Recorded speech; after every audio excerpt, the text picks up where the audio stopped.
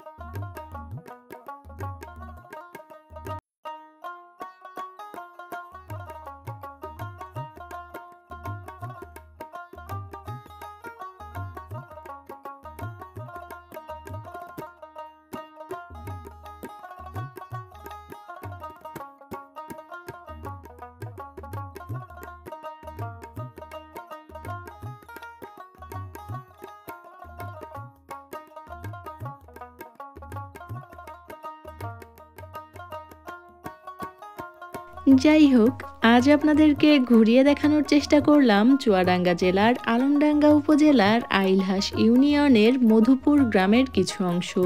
আশা করি আজকের ভিডিওটি আপনাদের বেশ ভালো লেগেছে।